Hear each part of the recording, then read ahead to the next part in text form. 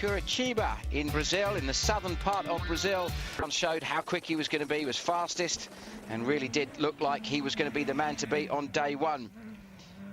In fact, Alain was challenging hard, and unfortunately on special stage 3 just pushed a bit too hard, ran wide, dropped into a little ditch and broke a wheel and suspension. Didn't manage to get it sorted, but another man that was in trouble was Marcos Legato. We saw there briefly his car picked up a puncture, couldn't get the car, couldn't get it fixed in time, and it damaged the radiator, putting him out. Loix and the rest of the regular IRC runners running quick, and teammate to Legato, Alejandro Cancho, Argentinian driver, very, very impressive, ended up in 4th place at the end of leg 1. Really had shown the IRC regulars what a talent this man is. Vuillos, though, pushed hard and had a very consistent day.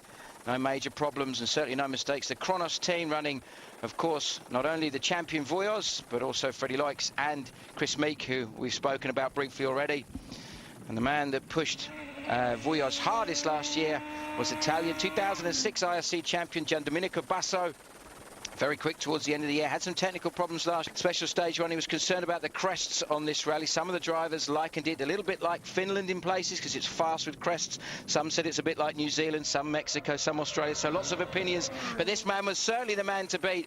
7 stages on day 1, leg 1, and he was fastest on every single one. And after a disappointing rally in Monte Carlo where he rolled out, he's now in the car that Sébastien Ogier used to win, and it's clearly working very, very well for him. 0.6 second lead over Basso ahead of Vuillos. See how close second and third is. Cancho, as you said, been very impressive, and Loix having to sweep the road on day 1, starting first on the road, start first on the road, and therefore have to sweep the road clear of gravel. That's going to be a very, very difficult job for him to make sure he makes no mistakes. A lot of drivers were talking about the possibility of punctures on leg 2, and certainly always a concern on these. Paul Nagel was on the case, and he's very confident. So very consistent, and this man really showed that he was in a mood to try to take 7 seconds ahead of Chris Meek. And Meek, as we heard from him there, reasonably happy with the performance, but accepting that he was never going to be able to realistically challenge for fastest time, having to sweep the road. But Basso, so experienced, so quick, this guy, to the rally. Chris Meek was saying on his podcast on Peugeot UK website that he had never seen rain like that. And coming from the UK, that's quite a statement, I think. But Vuillos, as ever, we know how quick he is. Alain calm, looking like he is in a position to try and get some fast times on day 2, and no doubt that he's going to be trying to make that time up. We saw him just at the end of the top 10 at the end of leg 1, and certainly that cost him very, very dearly, that mistake. He was certainly the only driver that seemed to be regularly closing down Meek, and the first couple of stages he was second behind Meek, and then third and going into stage 3 until he made that mistake. But Loix has had a very, very cautious approach to this rally. He said before the rally he was going to take that approach. He knows how important it is to score points, and certainly when a lot of the other very quick drivers aren't around this weekend, important for him to be able to do that. Osvaldo Scher was incredibly impressive, huge commitment from the Tango Rally team driver that we've seen in both legs so far, and haven't seen as many of them. It'll be interesting to see him come over and see us in Europe. So he's fighting hard for it, but unfortunately for Anton Alain, it was the end of his rally. Big shunt for him, and very disappointing for Anton. We just came into a pretty fast corner, and typically finished very understated. Considerable accident, and we always kind of thought that might happen because he was pushing so hard to make up time. His teammate, though, Giandomenico Basso, led the way on special stage 9, and really enjoying leg 2. And we've seen this consistency and smoothness from Basso so many times before, and was really the star of the latter part of the IRC in 2007. Vuillos, though, and his co-driver Nicolas Klinger to use a different kind of horsepower to make sure they're at the front. Here is that man Meek, certainly a bit of time. Still having to sweep the road, starting at the beginning of, or starting at the head of the field. He seems to have that confidence, and as we mentioned yesterday, a protege of Colin McRae, the great man certainly has a lot of influence on his driving style. I think he did when he was around, because he's got the same level of commitment.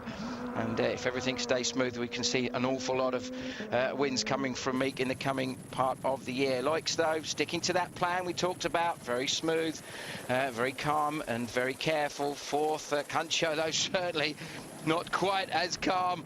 Loads of commitment, and clearly the quickest of the Group N runners, and certainly showing that the Mitsubishi Evo 9 has something to offer. In fact, for the championship positions from a manufacturer point, it's a good chance of some really solid points for Mitsubishi at the end of this rally, possibly putting themselves, a little bit of a moment there, but possibly putting himself and the manufacturer in a really good position behind Peugeot and Abarth after this rally.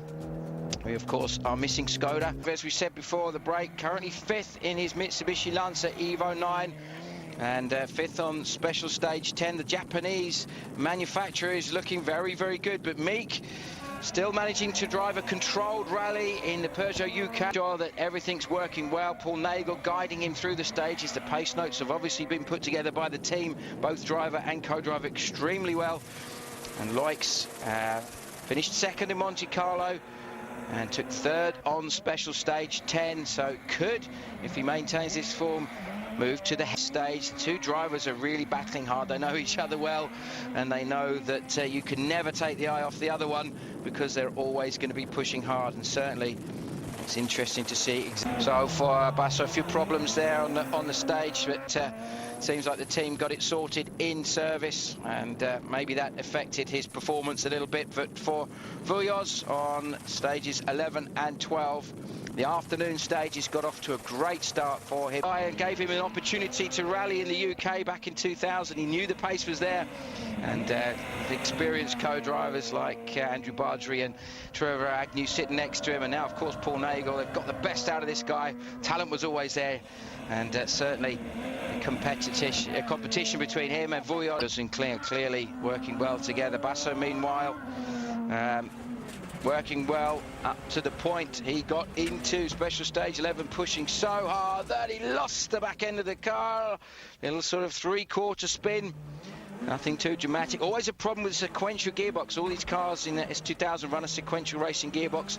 When the car stops, if it stops in, say, 3rd gear, difficult to get it down to 2nd and then 1st, and sometimes have to pull a little lever to get reverse, so can cost. So although he's not been right at the very front, he's certainly never been away from that top 4 or 5 positions amongst the S2000 runners. And certainly the Kronos team and Peugeot, of course, as a manufacturer, must be looking at this result with a lot of pleasure. Cancio, though, well, he's not giving up. He has a problem and get himself into the top 4 at the moment, running just outside. Well, even a bit of local wildlife causing a few dramas for him, but the style is unabated, and 5th on that has impressed the regulars in the S2000 class with his commitment and pace, and no major dramas. Certainly been interesting to watch.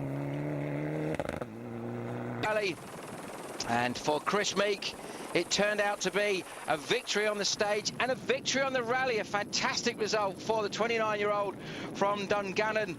And his mentor, Colin McRae, won his last rally in 2002 on the Safari. That's where we go next on the IRC, and I wonder if there's an omen, and certainly there may be a very proud Scotsman looking down somewhere on him. And certainly his father, Sidney Meek, and all the guys who've been involved in his career will be looking proud. 3rd behind his nemesis, that man there, Nicolas Vujoz, finished special stage 13, championship from jointly Sebastien Ogier and Chris Meek. But this man has been incredible. 6th overall on the final stage. Rafael Tulio, Brazilian, in his little 206 1600, and his co-driver Cesar Barandro. They end up winning the IRC two-wheel drive category, finishing 9th overall in the rally and 6th on that final stage. A tremendous result, and you can see another drive. Guys at Team Kronos and everybody in the UK supporting Chris. He's going to be so proud of him for this result. It's fantastic. For him, wins by 26 seconds from Vujoz, Basso, Loix and Cancio. Rounds out the top 5. Great result for him. Tulio And a tremendous rally. All the drivers seem to have enjoyed it. Loix leads the championship jointly from close. Anything can happen. We go to Europe. We'll see the Skodas back in action. Sarrazin may well in 2009. Peugeot, though, a dominant lead from Abarth. Mitsubishi not far behind.